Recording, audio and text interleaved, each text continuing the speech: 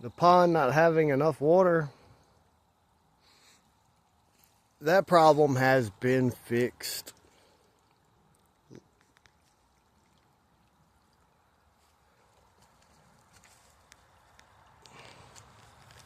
Look how swiftly that water's moving in here.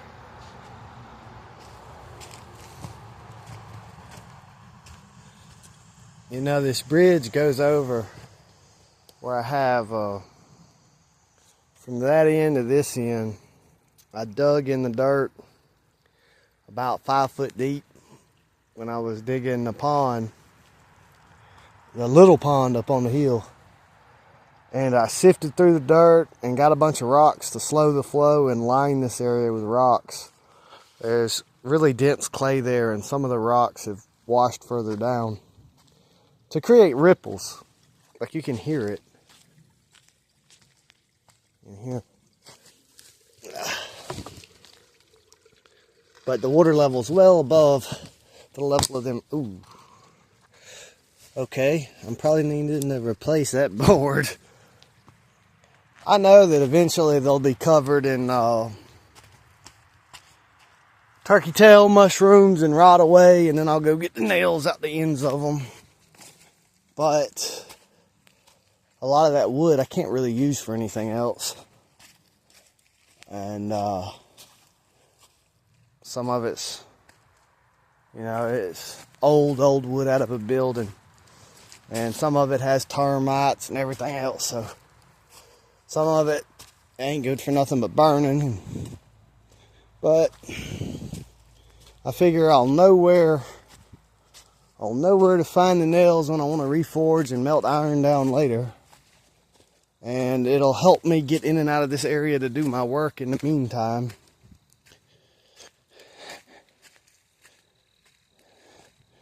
So there's a good bit of water in this area. This was just so many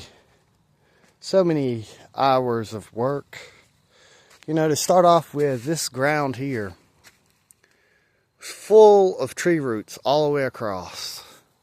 And it was hard ground. It wasn't soft. It wasn't easy to dig through.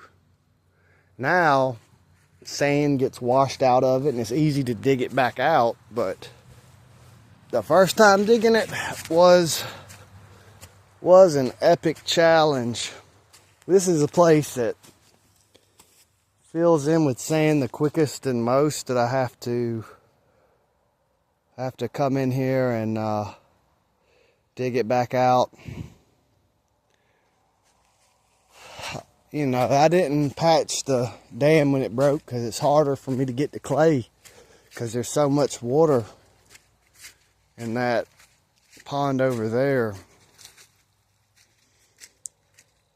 And it's got a leak in it and it's leaking some water, but you know, I'm just kind of letting it leak till the water levels go back down, because you know, if I patch it, it's going to break somewhere else down the line. I could patch it. I could get out here and really work and patch it. And maybe I should be before it digs out a bigger problem, but I don't know. You know, there's so much water in the pond already. The pond can't take too much water or it's going to overflow the east side of the pond dam. So I don't, you know, and I'm not taking water out of the pond as fast as water is going into the pond. So some of this water, it can just leak off into the woods. I don't care. The way I have it made is I have clay to a certain level that I want to hold water. And then above that I have sand where I'm trying to establish grasses and plant life, where if the water gets too high, it could break through the sand and flow out. And then I patch it later. It doesn't normally carve through the clay very much. But this project created this small little pond here that you're looking at. And it was created this year. And I'm interested to see if I don't do anything to it, you know, with the crane flying out here every now and then. I wonder what pond plants and animals and stuff will colonize this area. Now, one thing that I added to it indirectly without, you know, I didn't just come in here and throw them in here, but when I had that canal dug into the pond, mosquito fish swam up into it. And so they're able to get, when I dug this section to drain into the canal, that originally that canal was catching water off that hillside and flowing it to the pond. And then I said, what if I catch this water flowing off of this hillside and make it go into the pond too? And when I connected it, you know, mosquito fish swam into here. So crawdad have a path in here too. They'll probably wind up in here. And, you know, I've put little plots of sand in the really low places to kind of slow the flow of water through here. I would like to patch it and stop it and hold it, but, I mean, there's only so much water that can move through here anyway, you know. If I stop it here, it's going to increase the pressure here, and more water is going to flow this way, and I've got to do work to. There's a frog. Is it a toad? Oh, he jumped under the water. For a second I was thinking, is it a frog or a toad? Does he need help? He don't need no help. That's a little baby bullfrog. But it's pretty full. It's pretty full. My vision when I saw this hillside, I thought I can cut the trees out along this path and let light in here. I can catch the water from the hillside. I can build a swale here and plant fruit trees and funnel water into the pond. And then after I had that work done, I got a little more ambitious. I said, maybe I can catch all the water that flows off that hill and bring it in here too.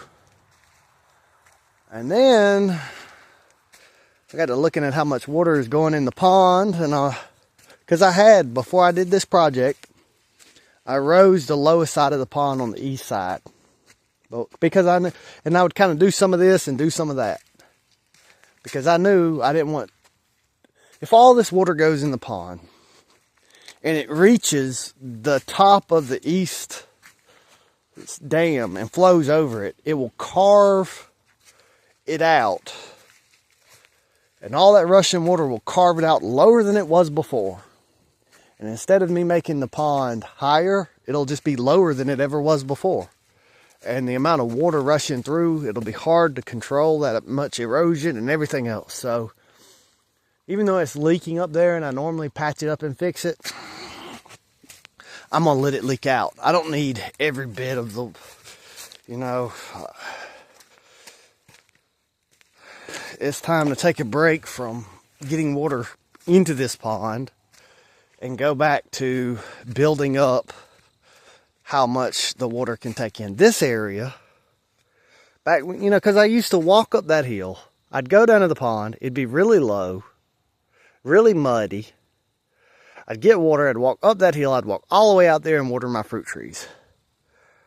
And I was thinking, why don't I just cut these trees down in this area, put my garden here, and walk there and water it? And my brother really didn't like that idea. He's like, you've got to, and it's not his property and it's not his call, but he was like, don't cut them hardwood trees down when you haven't filled up the clearing up at the top of the hill yet. And so I listened to him, kind of.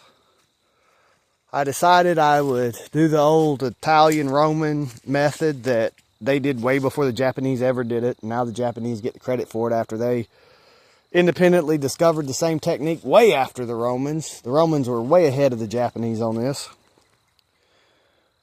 I will just prune these maple trees low to the ground. I can harvest this for firewood.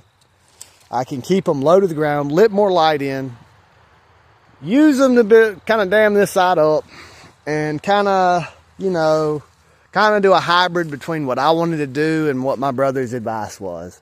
Still let light into the area, don't kill the hardwood trees. Some of the hardwood trees, some of these, and I have a lot of people who don't own my property, anytime I mention cutting down a tree, they're like, no, don't cut down the trees, we need the trees. But they don't plant trees. You know, they're using tree, you know, and most of my land is trees. You know, the world can't be nothing but trees. There needs to be grassland, you know. The deer need grass. Cows need grass. Birds need certain types of insects that are in the forest, certain types of insects that are in the pasture. And so, you know, most all of my land is trees. And I'm planting fruit trees. So I'm taking out some of these trees and replacing them with fruit trees. You see, the water's flowing out of the pond. It's high enough that it's leaking here. See right there? It's high enough that it's leaking out. And so that's why, and when it leaks out, it flows to this point right here. And it goes under the ground there and flows off my property. Used to, there was no leak there. That leak was probably made by tree roots. This pond, people used to fish in it. Its level used to be way up there. The pond used to fill up way up to here. This was pond from here all the way to that other pond. You see where my island is, where the shallows are, where that grass is out there. All of that from here to here was pond. There was no shallow pond over here, shallow pond over there. And when it would fill up too much, it would flow out the back side of the low point of that hill and flow around on the opposite side of this hill and flow off the property. Now it flows through here, and that's dropped my pond level. So I built the east side of the dam up to try to raise the water level. And now I got to situate. So if I didn't make this water that flows out this way and leave the property, if I didn't redirect it around that hillside out there and get it to flow into my pond, it would exit here. It would just flow quickly like a muddy soup here and exit the property. Now it waters all that area, keeps the pond level high, overflows the pond, and goes to the same place anyway. So I could stop up this place, flood this whole valley, and raise the pond level to what it used to be. But then all these trees that have grown while it was shallow are going to be underwater when they break dormancy, and they're going to die. And they're all going to fall down and everything. And this area will be a big old pond. And I don't know that I really want that. You know, I don't know that I want to, because this is where my hardwood forest is. And the higher elevations of the property out that way and out that way is mostly pines. There's a lot of maples out here. And my honeybees benefit a lot from having these maples and these willows as a food source. So what I'm trying to do is just instead build this up, and instead of it being pond from here all the way through here, I'd rather just have a narrower pond. Maybe one day block that up. I haven't blocked it up. I still let it flow out. I've just slowed the flow off of the property. And that makes it doesn't make it go back to staying full permanently, but it makes it periodically flood this area. But it never holds very long. In a few days, it'll drain back off. And also, having these trees in this area, I benefit from being able to have all this mulch to mulch my fruit trees. And I kind of selectively harvest it because there's a lot of insects that need mulch. And of course, they've still got it. When I move this mulch around my fruit trees, insects still have mulch that they could hibernate in around my fruit trees. But what I do is I'll come in an area and I'll rake mulch in this section, but then I'll leave it all throughout there. And then I'll let it build back up here. And then I'll harvest it from a different section. That way it doesn't change the habitat too drastically. Things can kind of, the birds still have, birds and fireflies and whatever still has mulch in this area. And eventually my fruit trees will drop leaves and make mulch. See, what do they call it? Chartreusing? I forget what they call that method of, you leave the stump and you cut it when it's dormant, and then it comes back and makes more branches and everything. So, because I can fish into that pond there, it doesn't have to be, this whole area doesn't have to be pond. And so I want to kind of make like a raised level of land, like sort of a U shape. I want to try to keep both. I want to keep my hardwood forest and raise the pond level. But I don't want to destroy my hardwood forest. And I don't want to, there you are. Okay, I come out. So last time I come out here with a machete, I put the machete down to gather sticks. And I thought I put the machete down in that area. I was looking it was getting dark. I was looking all in that area for my machete. And I was like, I know I left it out here. And I was just, if I would have just crossed that, it's right here. All right, I think I'm going to end this video because it'll take it forever to post if I make it too much longer.